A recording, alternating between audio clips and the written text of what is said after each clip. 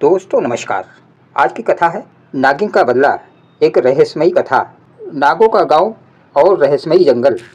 हिमालय की तलहटी में बसा एक छोटा सा गांव था, बसईपुर। चारों ओर घना जंगल और बीच में बहती एक शांत नदी। गांव वालों के बीच वर्षों से एक डरावनी मान्यता चली आ रही थी। जंगल के भीतर नागों का लोक है और वहां जिसने भी कदम रखा उसका लौटना नामुमकिन है। लोग कहते थे कि उस जंगल में एक इच्छाधारी नागिन रहती है जो अपने पति की मौत का बदला लेने के लिए हर साल किसी एक इंसान की बलि लेती है। इस कहानी की जड़ें बहुत पुरानी थी। रत्नेश्वर और नागिन का मिलन आज से 20 साल पहले गांव का ही एक जवान किसान था, रत्नेश। वो जंगल के पास खेती करता था। एक दिन नदी किनारे उसे एक घायल नागिन दिखी। बड़ी बड़ी आंखों में दर्द था। रत्नेश को दया आई। उसने नागिन को नहीं मारा बल्कि पानी पिलाया और पास के पेड़ की छाया में लिटा दिया। शाम तक नागिन बिल्कुल स्वस्थ हो गई। रत्नेश घर लौटने लगा तो अचानक पीछे से एक आवाज़ आई, मानो रुक जाओ। रत्नेश घबरा गया। पीछे मुड़ा तो सामने एक सुंदर युवती खड़ी थी। लंबे काले बाल, बड़ी बड़ी आंखें, पीली साड़ी और चेहरे पर अद्भुत तेज। उसने झुककर कहा, मैं वही नागिन हूँ जिसे तुमने आज बचाया है। मैं तुम्हारा ऋण कभी नहीं भूलूंगी। रत्नेश अवाक रह गया। नागिन बोली, मेरे नागलोक में एक नियम है। जिस मानव ने हमें बचाया उसका जीवन हमारा हो जाता है। तुम चाहो तो खजाना, 100 साल की आयु या मेरी मित्रता, कुछ भी मांग सकते हो। रत्नेश सरल स्वभाव का था। उसने कहा, मुझे कुछ नहीं चाहिए, बस मेरे गांव वाला जंगल सुरक्षित रहे। नागिन मुस्कुराई, तुम सच्चे हृदय वाले हो मानो। मैं वचन देती हूँ जंगल हमेशा शांत रहेगा। और वो अदृश्य हो गई। बात वहीं समाप्त हो जाती अगर गांव का लोभी जमींदार हरिपाल सिंह यह सब सुन न लेता। वो छिपकर रत्नेश और नागिन की बात सुन रहा था। अब उसकी आंखों में लालच था। नागिन से खजाना मिलेगा और मैं राजा बन जाऊंगा।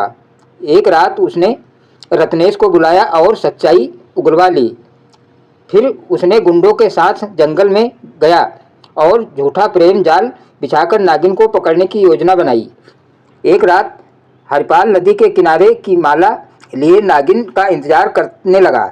नागिन आई तो उसने कहा, तुम्हारी सुंदरता अमूल्य है। मैं तुमसे विवाह करना चाहती हूँ। मैं तुमसे विवाह करना चाहता हूँ। नागिन समझ गई, मानो कभी भी भरोसे के योग्य नहीं होता। वो शांत स्वर में बोली, मानो तुम्हारा हृदय जितना दयालु दिखता है क्या उतना ही सच्चा है।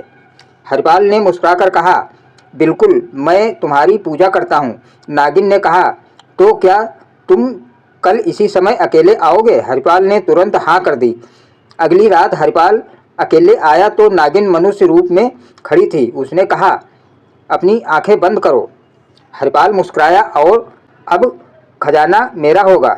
लेकिन जब उसने आंखें खोली तो सामने सिर्फ एक विशाल नाग था और जमीन पर उसका मृत भाई पड़ा था। नाग की आवाज़ गूंजी, तुम्हारे भाइयों ने मुझ पर हमला किया, अब तुम्हारी बारी है। हरिपाल खौफ से भागने लगा। नाग पीछे से लपका और उसे डस लिया। उसके अंतिम शब्द थे, बचाओ नाग नाग। वह वहीं मर गया।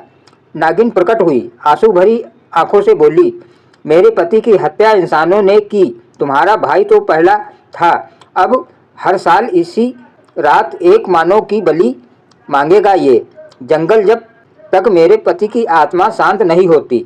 और यहीं से नागिन के बदले की कथा शुरू हुई। हर साल नागपंचमी की रात जंगल से एक इंसान गायब हो जाता।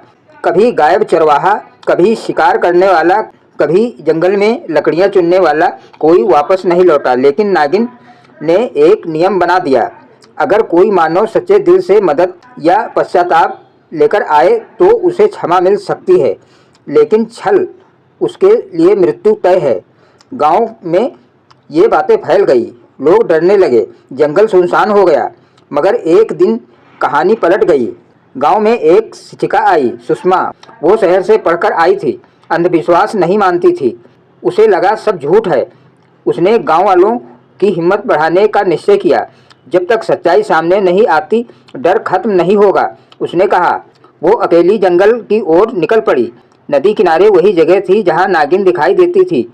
उसने आवाज़ लगाई, अगर तुम सच में हो तो सामने आओ, मैं बातचीत करने आई हूँ, लड़ने नहीं। हवा ठंडी हुई, पेड़ हिलने लगे और सामने नागिन प्रकट हुई, मनुष्य रूप में, पर आंखों में वर्षों का बदला और पीड़ा। नागिन ने पूछा, तुम भी बलि देने आई हो या बलि बनने? सुषमा शांत स्वर में बोली, नहीं, मैं केवल सत्य जानना चाहती हूँ। बदला लेने से तुम्हें क्या मिला? नागिन की आंखें भर आई। मनुष्य ने छल किया, मेरे पति को मारा, मेरा गर्भ नष्ट किया, मैं अकेली रह गई। जंगल भी अब डर का प्रतीक बन गया। मैं बदला लेना चाहती थी, मगर मेरा दिल भी शांति चाहता है। सुषमा ने कहा, अगर कोई इंसान तुम्हारा दर्द समझे, तुम्हारे पति को सम्मान दे, तो क्या तुम बदला छोड़ दोगी? नागिन की आंखों में आस, क्या कोई ऐसा मानव भी है? सुषमा बोली, हाँ रत्नेश। नागिन चौंक उठी, क्या वो जीवित है? सुषमा मुस्कुराई, वो आज भी तुम्हें याद करता है, उसने कभी तुम्हारा रहस्य नहीं बताया। नागिन के चेहरे पर वर्षों बाद दिख गई, नागिन के चेहरे पर वर्षों बाद शांति देखी गई। सुषमा रत्नेश को जंगल में ले आई। वो अब बूढ़ा हो चुका था। उसने शांत स्वर में कहा, तुम्हारे वचन को मैंने निभाया, मगर मनुष्यों ने उसे तोड़ा। बदला अब खत्म हो जाना चाहिए। नागिन रो पड़ी, वर्षों का दर्द बह निकला। उसने हाथ जोड़ लिए, मैं तुम्हारी ऋणी हूँ रत्नेश। आज से जंगल से मौत का साया हट जाएगा। उसने नदी किनारे अपने पति का स्मारक बनाने की इच्छा जताई। सुषमा और रत्नेश ने गांव वालों को समझाया, जिस जंगल को हम भूतों का घर मान रहे थे, वो किसी घायल आत्मा की चीख थी। गांव वालों ने जंगल में एक नाग मंदिर बनाया। हर नाग पंचमी को पूजा होने लगी। अब बलि नहीं बल्कि फूल चढ़ाए जाते हैं। समय बदला, अब जंगल शादी समारोह के लिए शुभ माना जाने लगा। खेतों में उपज बढ़ी, गांव फिर से बसने लगा। एक रात सुषमा को स्वप्न आया, नदी किनारे वही नागिन खड़ी थी। उसने कहा, अब मैं साधना में जा रही हूँ, मेरे पति की आत्मा शांत हो गई, तुमने बदले को पूजा में बदल दिया। अब बस एक बात याद रखना, जब तक मानव प्रकृति को चोट नहीं पहुँचाएगा, प्रकृति उसे कभी नहीं डसेगी। और वो हवा में विलीन हो गई। कथा का संदेश, बदला अंत नहीं होता, शांति ही सच्चा समाधान है। प्रकृति को समझो, उससे जुड़ो, तभी जीवन सुरक्षित होगा। दुख में बदले की इच्छा स्वाभाविक है, पर पश्चाताप और प्रेम से ही आत्मा मुक्त होती है। तो दोस्तों, ये कथा कैसी लगी कमेंट में हमें बताइए, ताकि इस तरह से और भी कथा कहानियाँ आपके सामने प्रस्तुत कर सकूं। सुनने के लिए बहुत बहुत धन्यवाद।